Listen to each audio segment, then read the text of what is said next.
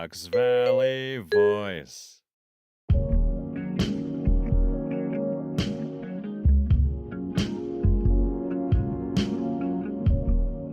Hey everybody, welcome to Rivertown Life. We've been off air for a little while. We're going to talk about that and a bunch of other things today. This is a bonus episode, which means season 2 will be premiering this summer. But right now, I've gone through a bunch of changes in the last 6 months. I closed my shop in downtown Batavia, Fawn Gifts, and kind of been on a journey. Also did some deep hibernating, and it's now a beautiful day in late April, and I feel like one of those daffodils out there that I've finally blossomed, and I'm ready to be in the world again. But closing the shop was like a really, cool, intense experience. I did a crowdsourcing campaign to close the shop because I lost a lot of money, which was like a crazy, I wouldn't say viral is the right word, but mini scale viral. I would say mini scale viral for me. I want to talk about that experience because it was really amazing. And then talk about what's next, which includes this podcast and what's next in my life in general. We don't have a guest for this episode because it's a bonus and it's mostly going to be me talking. But we have the wonderful Jaime Gutierrez, who is the producer of this podcast and has his own podcast called the Fox Valley Voice. And he's going to be part of this conversation. He's going to be egging me on, making sure that I'm clear what I'm talking about and all of that. So say hi, Jaime. Hi, Bree. Hi. It's so good to talk with you again. Yeah. I'm happy to be back in the Wildwood Tap recording studio. Yeah. I'm totally with you on the hibernating thing, by the way. I hibernate hard during the winter time. Yeah. I was just having a conversation with some other friends that we met probably this time last year. And so it was our first, it's a couple that it was like our first winter being friends with them. And they're deep hibernators and we're deep hibernators. And I've realized that most people that I've become good friends with in this area are deep hibernators. And there is this no, we'll be friends again. We'll really see each other a lot once it's warm out. Yeah. But until then, it's going to be really not a lot. Not a lot. Mm-hmm. It's hard to keep that going. Right. And I think the key is to make sure that everybody knows it's not that you don't like them anymore. It's just because you're under 17 blankets watching Netflix. Yeah. And I mean, it's the 4 agreements. It's, don't take things personally. Right. But yeah, getting back, I took this as a very deep restorative winter because there was a lot of healing and regenerating after closing the shop and all of that. So, so the first thing I want to talk about is, I used to have a gift shop. I used to be a small business owner. Opened up a gift shop in downtown Batavia in September, I think. Yes, September 2016. And I carried a bunch of local things by makers. It was very self-care oriented. So a lot of books, candles, natural bath and body stuff, touch of vintage plants, cute cards, things like that. Handmade jewelry. It was beautiful. Yeah, yeah. And then we had this upstairs space. It's where season 1 was mostly recorded of this podcast. We also did workshops and events and things like that. And it was like a truly beautiful experience. And like a lot of like, it was, I mean, you know, I was told by many people, like it was loved by the community. Like, I loved doing it. I loved sitting there. There was like a lot of really awesome stuff. It was not sustainable, which I think is important for a business, both financially and just like the workload of like keeping it going and keeping it good. And there was a point over last summer that it really hit. It was like, oh man, like I'm not coming back from this. Like this was like, I've learned a lot. I've grown a lot, but this isn't something that like I can keep doing both financially and just, you know, as a person. So I announced in the fall that we'd be closing after the holiday season. Also, my lease was up and it was a deal with the city that I was going to have to move and like definitely couldn't move. I would have barely been able to coast if that was possible. I definitely wasn't going to be able to move locations. So it was time to like close up shop.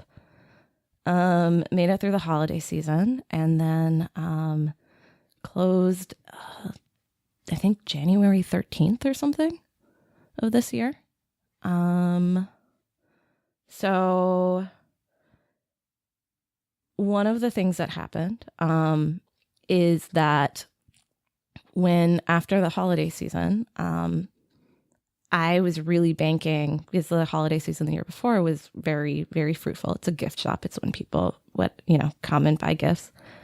My projections were off and I still had a lot of money that I was like banking on making so I could make sure everybody got paid. The government got paid. Not me. I was never getting paid, but like everything else would, was hoping to be like in an even spot. And I wasn't there. And I did not know what to do. And Jaime, I was at your house. You were not here. I was watching your cats. And I'd been at my house and my husband was sick. James was sick. And he's like, leveled out on a couch. And I was doing, going through numbers and all of a sudden was like, oh, I'm in a bad place. I don't know what I'm going to do. And this is like over $10,000. Like it's just nowhere, like no place, no nothing, just burp. And it was snowing really bad out. The Gutierrez family was in Texas. And so I went on a little drive to hang out with some cats, and I poured myself a whiskey. And I sat on your couch and was just like, oh God, what am I gonna do? What am I gonna do? I'm sorry we weren't here for you at that point. Well, like, or maybe it was you needed a little space to. Yeah, I needed some space. Mm-hmm. Like, and I think that that's something that like, as someone like, and I do, like, I have anxiety at, like, to a certain level. I have depression to a certain level. And like sometimes it's always the stupid things that those things get in the way of. It's not the big things. Like if there's a big thing like this, like it's like there's some sort of survival mode that comes out. And so I was like, okay, well, like I need to get my butt in gear. Because this is a big mountain. And like, and also I was, wanting to protect, like my husband was like, again, sick on the couch. Like it wasn't the time to like sit down and be like, so I don't know what I'm going to do about this this thing. So I came over here and like, you know, as any mid-30s person did, like I called my parents, like, and it wasn't like a call, like, hey, can you bail me out? Like, because they couldn't, and like, you know, obviously like couldn't, but they've been business owners. They've failed businesses. And so I was just basically like wanting to ask some really specific questions about kind of like legally moving forward and what to do. And it was funny because like my dad, you know, started giving me advice, and it wasn't the right advice. It was all the advice that I already knew. I was like, Dad, I'm already doing that. Like, that's what I've been doing for, you know, the last 8 months as I'm trying to like just barely get by. And he's like, okay, well, we love you. Like, good luck. Well, I think the key there, even though they didn't, you didn't particularly get what you were looking for in terms of advice or the right move to make, I think just the fact that you felt like you could reach out to your folks and talk to them about it, I think that's huge. Yeah. Yeah. I mean, and I think what keeps us back from a lot of stuff is like that deep shame. Mm-hmm. And I will say that there is nothing like failing a business and being really public about it that like kind of punches you and moves you through some like deep shame. Like, and that like, cause like that was like the next step is that I had to tell James, and, you know, and that was like really scary. Like, because like also like I haven't been making money for a really long time, and I haven't contributed to our, you know, our family, which we don't have kids. Like, you know, we have our overhead as a family is like, you know, not, it's like making sure our dog and cats have food and making sure that we eat. But it was a big conversation that was going to have to happen. There's some weird cat noises in the back. That's what that is. Yeah. My cat Ricky has chosen this exact moment in time to want us to play with him. I might have to go put him in upstairs because he's not going to stop. Come here. I'll pet you if you get close enough. When I'm talking. Anyways, to get back to it. Yes. So I didn't expect my conversation with, I mean, I didn't know what to expect my conversation with James to be like. It was like the biggest moment of like deep shame of like, I've let our family down. Like I took all, like, also I got to have all the fun, you know, like he holds down like a 9-to-5 job, and he is also like a creative person. He is also like has an entrepreneurial spirit. And so, you know, like the dream was that like he was next, like I was going to get like situated in this entrepreneur lifestyle, and then he was going to get to come along and do his own thing. And then this was basically being like, we're not even at square one. We're like below square one. Also like, yes, definitely this is a bigger blow than like we as we're at can take ourselves. What do we do? And so I imagined he was going to be really mad. Now that he's like he doesn't really get super mad, but he had every right to be. And like I told him, we were sitting in front of our fireplace, and like I told him, and he got really quiet.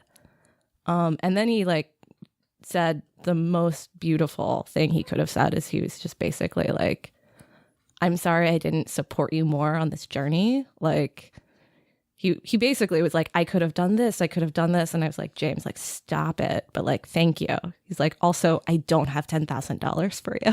And I was like, I know.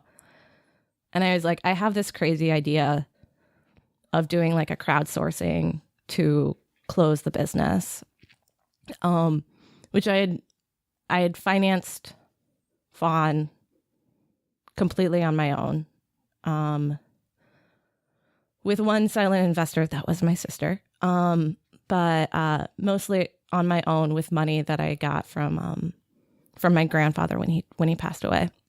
And it wasn't a crazy amount of money. It's like way less than like a teacher's salary. Like, you know, like it was enough to like take a kind of crazy risk and like figure it out.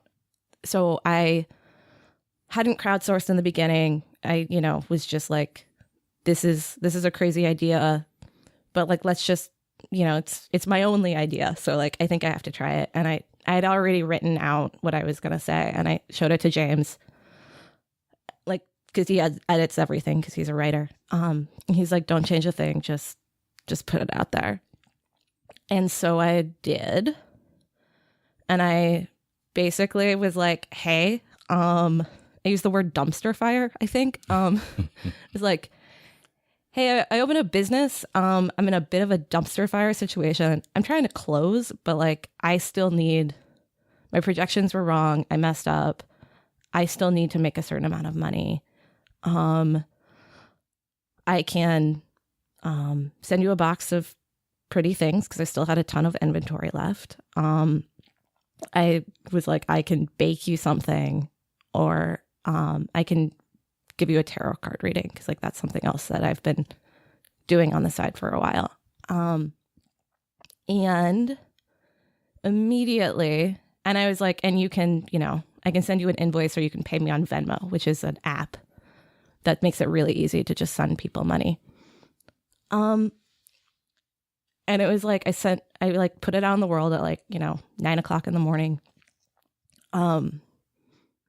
And all of these people started Venmoing me money, like immediately, and sending me emails with like, I mean, a lot of them were pay it forward. A lot of them were like, send me a box of pretty things. And it was crazy. By the end of the day, like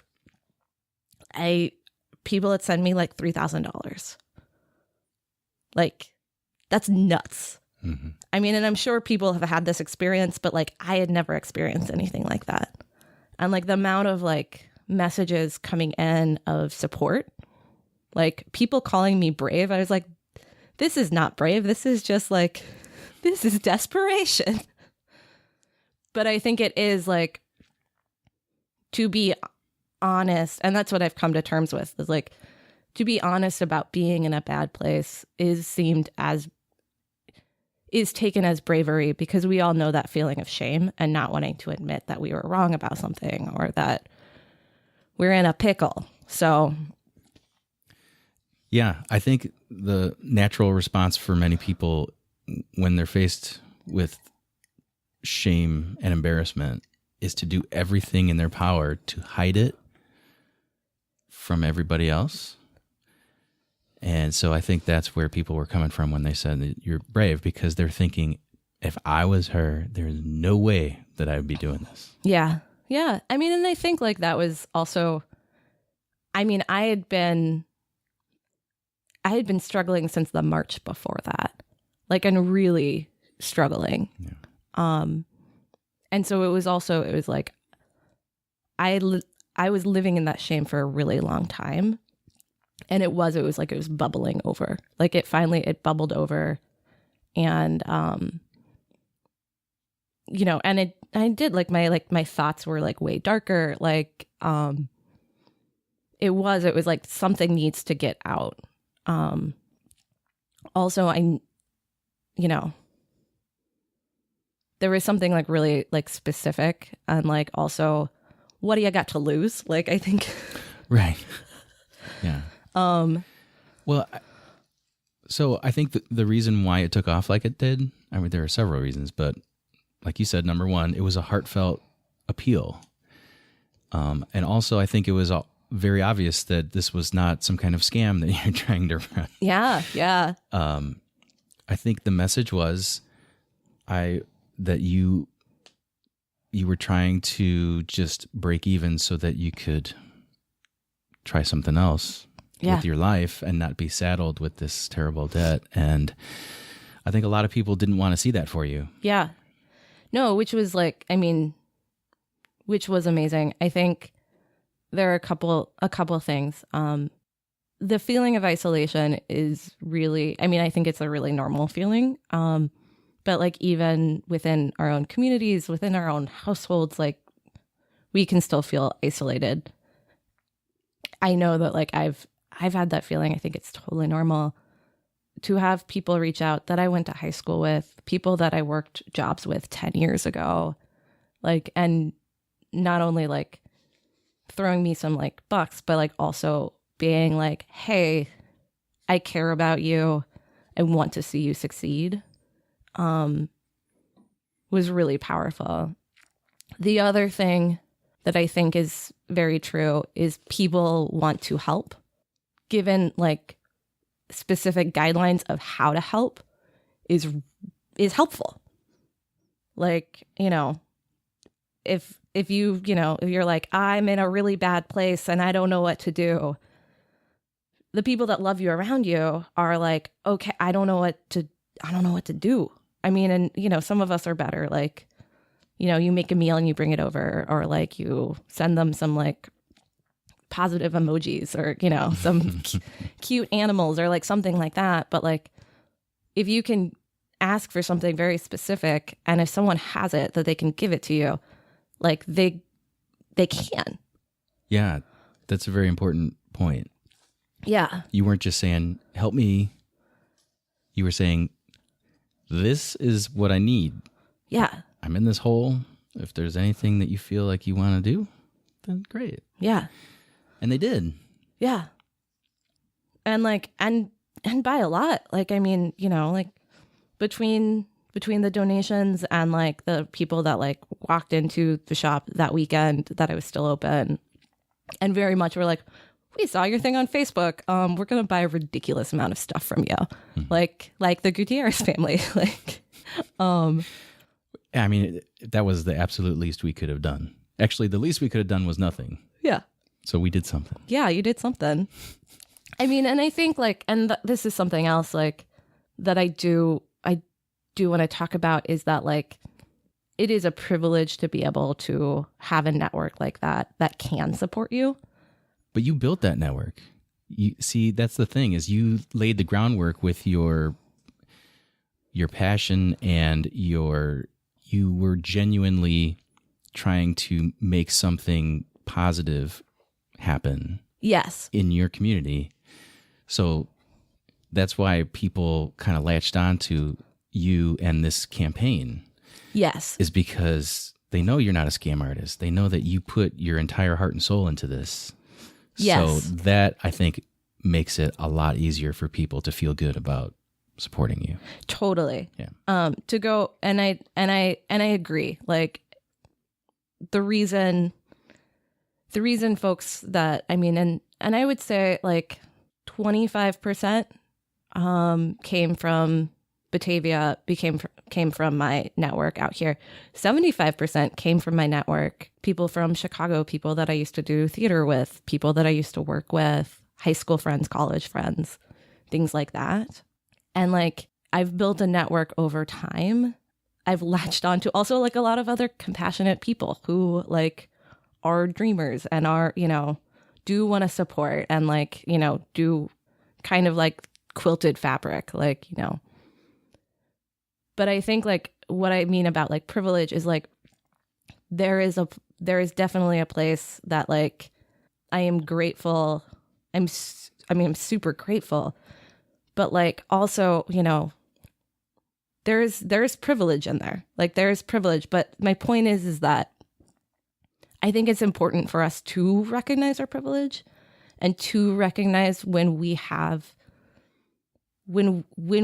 ways to like to kind of like crowdsource or outsource things, or, you know, to get us in a place where we can like rise up. Because, and my word for 2018 was abundance, basically because like I had lived, you know, in a year of like total scarcity and like just, you know, kind of like barely making any ends meet, like, you know, barely anything the entire time. And like I really wanted to focus on what I did have. And I, you know, and honestly, I knew that like it still was probably going to be a year of like not a lot of money, like not a lot of like, you know, spa days or shopping sprees or whatever. Like, you know, maybe 2019 will be that year for me. We'll see. But like how do I remain grateful? How do I remember like that I do still have a roof over my head and I'm eating well and I am loved and all of that kind of stuff? Like, how do we live in abundance? How do we recognize our privilege even when we do feel like we're lacking, even when we do have like really large bills to pay? So that's kind of what I mean by like privilege. Like, does that make sense? Are you thinking of people who have no options? Is that kind of what you're thinking of? Like, I mean, because there are plenty of people who, when they get into a spot, they have absolutely no options. And so it's pretty much kind of ruins their life. Well, yeah. I mean, I think like for real, like, and I think that's, I mean, we could do a whole episode talking about privilege. And I don't think that that's this episode, but to like break down a little bit more is like, I'm a middle-class white woman who lives in the suburbs. That carries a lot of privilege. And also, I was able to call upon a network of people who could give, you know, $20, $50 to $100 to get me out of a spot. Like, there are a lot of people, I mean, even within our community, who don't have that ability, don't have that opportunity. Like, I think everybody has options, and like there's like, and we all have survival instincts, but some of them get like weirder, you know? Like, yeah. I'm never going to be in the situation where I need to sell drugs to support my family. Like, that's not an option. Not that I'm saying that like selling drugs is like an okay thing to do, but if you're looking at your child and you're like, the only way that I'm going to be able to feed this child is to like sell drugs in Chicago or something like that, that makes sense. And I mean, and I think like the more we see people's choices as like the possibility that they're doing the best that they can, and then also like find ways to have better choices, like safer choices. Because yeah, like I have had so many opportunities and so many ways that like I can screw up and then get back up. And like that is, yes, I work really hard, but like also like that is because I'm very, very privileged. Mm-hmm. That was an interesting tangent. Well, and not to belabor the point, but and because I see your notes and I think you probably have a few more topics you'd like to cover, but the people who contributed to you, it's almost like they're voting for you. Like they know that you are going on to bigger and better things. And so those contributions represents their faith in you. Yeah. Oh yeah. I mean, and that was like, that's a good segue, because there is this point because like, yeah, like a lot of people like paid it forward. And I was like, oh God, how do I pay it forward? Like, do I just like go work in a soup kitchen for the rest of my life? Like, you know, like, and those like kind of crazy thoughts that like, again, you know, kind of take you away from like the big picture and like on like the minute, you know, the kind of like the minutia of it. And like, and I'm trying to respond to everybody really quickly. And like, there are hundreds of people to respond to. And like, also I'm closing the shop as this is happening. Like, talk about like taking the busiest time in January, which is the coldest and grossest time. And then giving myself like triple the amount of work to do, which was kind of hilarious. But I got this email from a woman that I worked with in 2008. So legit 10 years ago. And she just like put it like super, super well. She's like, hey, like, I know you're going to go do more good things in the world. If I didn't think you were, I wouldn't give you money right now, but I do. Mm-hmm. And I was like, oh yeah, I have proven that like I am someone that wants to use my life, use my privilege, use my abilities to make the world better. I have a track record of doing that. Owning a business wasn't the best way for me to do that. I figured that out. And I want to move on from that.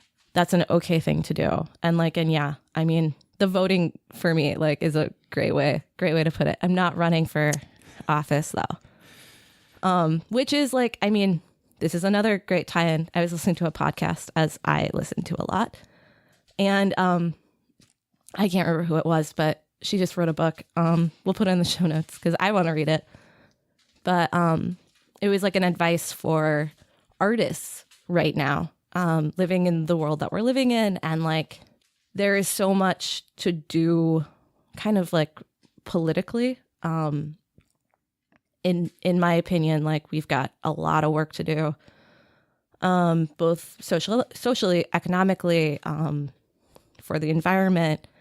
And it was a question, like an artist had been like, should I still be making art or should I go out and like run for office and like be really politically involved? And this woman was like, it's like, you can be like politically involved, but like you gotta keep making art.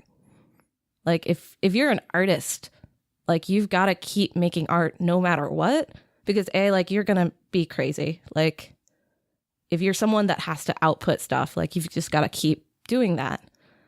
And like, there's a difference between art for art's sake versus like art to process what's going on in your mind that someone else might connect with at some point.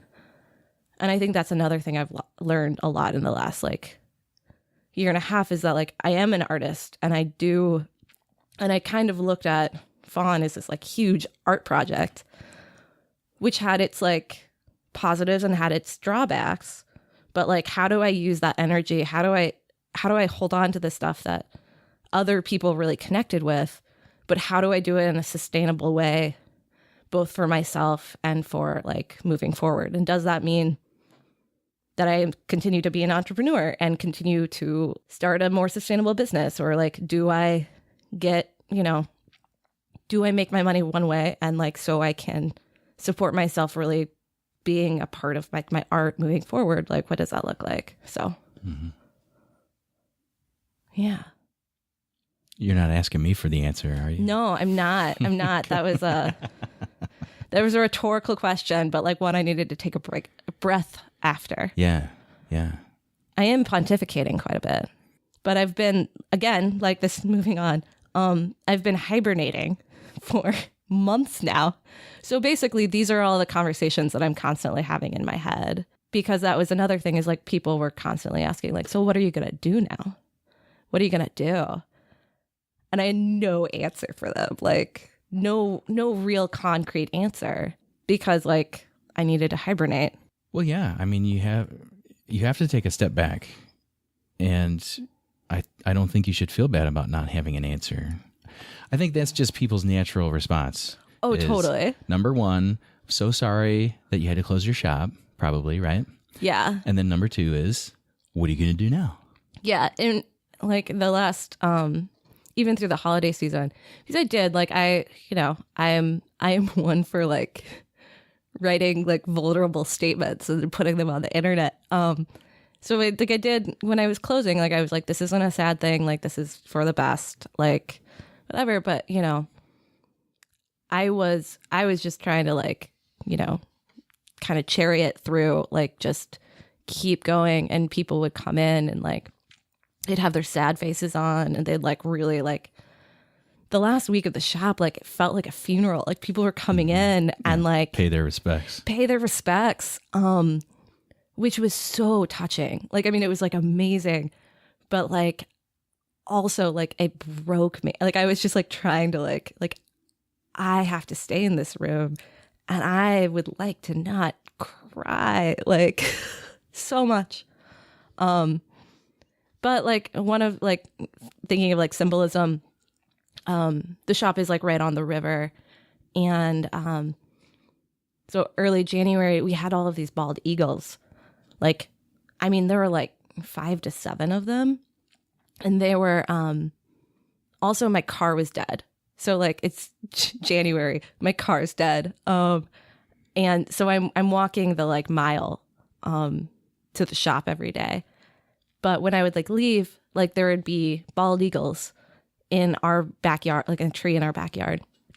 And I'd be walking, like they'd be flying overhead, and then I'd get to the shop and like there's a tree on the river just up from the shop where they would sit. So I could see them out of the window, and then they like swoop by, and like I, you know, like I dabble in like spirituality and symbolism, and like whether or not like, you know, those are really like my spiritual ancestors, or that was just a really good way for me to like be like, okay, I'm gonna keep going, like, because this is beautiful, and like it's a beautiful metaphor to like keep me, you know, keep my head up, keep me like walking through. Like that was really, really cool. Yeah, not everybody has bald eagle escorts wherever they go. No. And it was only for a week. Like, but you know, I was like, thank you guys. Like, you have no idea, because like this would be really dark otherwise. Like, so it was cold. That was that week. It was like negative. I had so many layers on. And my sister was in Hawaii, so like I'm on Instagram and like, and I love her so much that I wasn't jealous. I was just like, oh man, like, why do I live in the Midwest? That question comes up a lot during those months. Every winter. And then like now we're like, this is why we live in the Midwest. It's so beautiful. It's like 60. Well, finally, it's almost the end of April. Yeah. We've had a couple of snowfalls here. And In April. that's really discouraging when that happens. It really is. This was the second coldest April that's been on record in this area. The only time it was colder in April was in the like 1890, I think. I looked that up. Nice. Yeah, little trivia fact. Although everybody was miserable in 1890, I think, right? Yeah. The olden days. I mean, They're like, it's going to be a really long time before we even get Wi-Fi. I think that's what they yeah, were that's really exactly. upset about. That's exactly. Do you think they're going to say that about us in like 70 years? That we're miserable? Yeah. Probably. And I like that I said 70 instead of like, you know, what, like the 120 some that like 130. Oh, math. They're going to say... Math in the morning. Yeah, not advised. No, I think that's kind of human nature, is to look back at the previous generations and say, man, they must have really been miserable. I mean, and you know, and maybe it's not comparatively. true.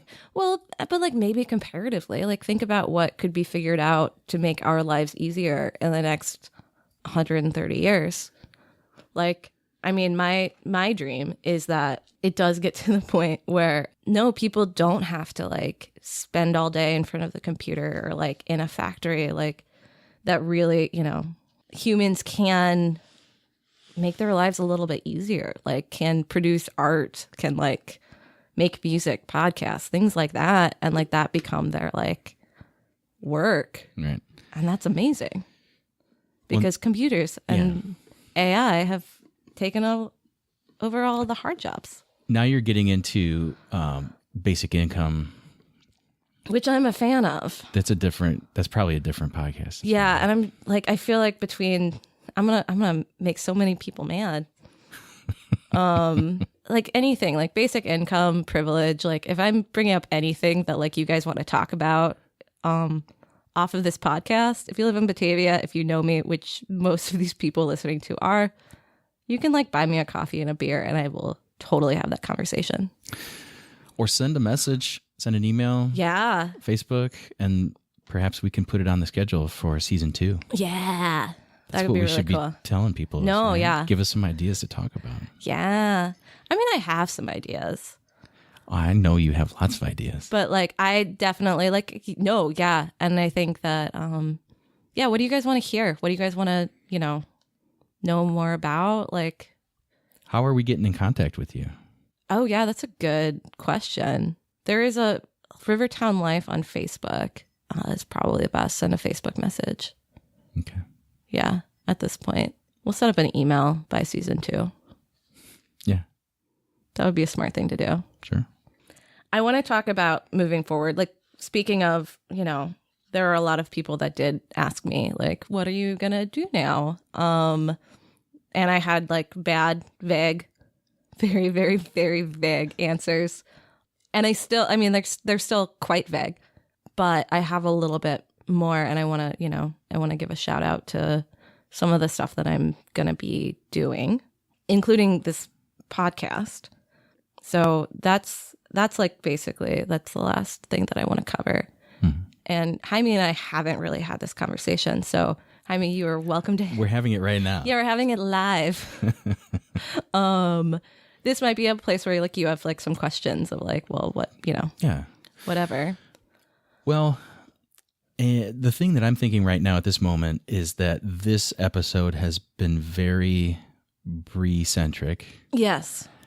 But that's not typically how we do the show, because your focus is usually on either a guest or something that's going on in the community. Yeah. So perhaps we just need to get that out there to say that it's not just going to be what's going on with Bree show.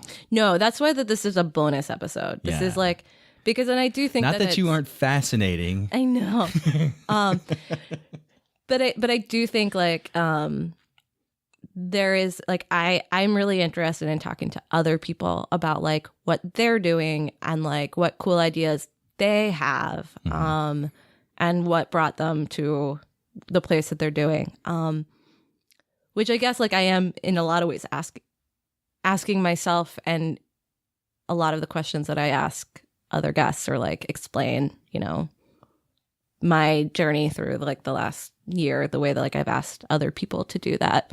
But like, yes, like in season 2, it will be like a lot more conversation based. It will be people, and like the way that I see like Rivertown life to me is like, I lived in the city of Chicago. My now husband owned a house out here, and we'd come out here and we'd call it our vacation house on the weekends, and we'd like joke about it. And then there was one day that he asked if I would move out here with him. And I was like, sure, yeah, I'll go live in our vacation house like full time. Like, that sounds great. And, and we talked about Batavia like it was a vacation town, because it's right on the river. It's beautiful. Like, there's so much nature. We'd go like get tacos and like ice cream, and like there are, like a couple cute shops, things like that. The downtown has a really like small vacation town feel to it. And like a lot of the towns over here have like, Yorkville feels like that. Geneva feels like that. And so what does that life look like? If not that, not that we're always on vacation, but because we're not, obviously, but coming from like the grind of like the city, and how do we live intentionally so we're living our lives in the best way possible? And for us, that that means being able to like make art and spend time with our friends and family, like host things. And I think this idea of like Rivertown life for me as like a lifestyle is very much tied in like, how do we live our best lives? Like, and my best life is very different than Jaime's best life, and is very different from Annie's best life, who we, heard on the podcast last season, from Hearth and Hammer. But I do recognize other people out here doing something slightly outside of the box, and bringing other people with them. Like, not just like, I'm going to, bury my head in the sand and like live my best life. Like, often living our best lives include the community around us and include how we interact with the community around us. So that would be a very roundabout artistic statement for season 2 of Rivertown Life. Mm-hmm. And in the rest of my life right now, I'm looking at this Rivertown as a theme, and started a, small tarot business. I'm really passionate about tarot readings, and like using the tarot cards has been a way that I have really opened my life into like looking at as a journey, and really getting my brain to like understand like the long game and kind of, I don't know, get myself out of my monkey brain sometime. So I've been teaching some classes and doing some readings here and there. And this summer, I'm going to be reading out of Buddha, Gandhi, and Me, which is in downtown Batavia, and doing like some classes. There's some cool event type stuff that I can't talk about yet, but we've got a retreat in September. Like, there's some cool ways because like I really want to teach tarot. Like, I love doing readings, but I also love teaching people how to do it for themselves because I think it's a great personal self-care reflection, like to add to journaling or, you know, a morning meditation can be really great. Mm-hmm. So I'm really excited to focus on that this summer. And I have another teaser is something called Rivertown Craft, which is probably the thing that's going to be closest to a Fawn Gifts. I'm not opening a brick and mortar, but I am developing a brand that might be seen somewhere in the Fox Valley area at some point. And you'll have to follow us on Facebook and Instagram or somewhere. Like, there'll be more information about that. But that's just a nice like teaser of... That is a tease. Yeah. And something that wasn't even a possibility in 2017. But through, and not something that I even wanted to do, but through like hibernation and conversations with other people and spending some like creative time alone, some like kind of cool projects have come up. So yeah, I'm excited for the summer. I am too. Yeah. What else? Is that it? That's it. That's a lot, Jaime. Like, is that all you got? that's all I got. That's all I got. Well, I think that I don't want to speak for everybody, but I think I speak for a lot of people when I say that we really appreciate you, and we love that you are going to continue. And of course, there is a bit of sadness with the shop, but that was just one iteration of what you want to do for the community. So I, for one, am very glad that you're coming out of hibernation, and I am certainly looking forward to seeing what's next. Thank you, Jaime. Thank you. And if there's anything I can do for you, let me know. You can produce this podcast. Yeah, okay, I can do that. Cool. All right. I guess I'll see you in season 2. Season 2. Can't wait. Thanks, everybody.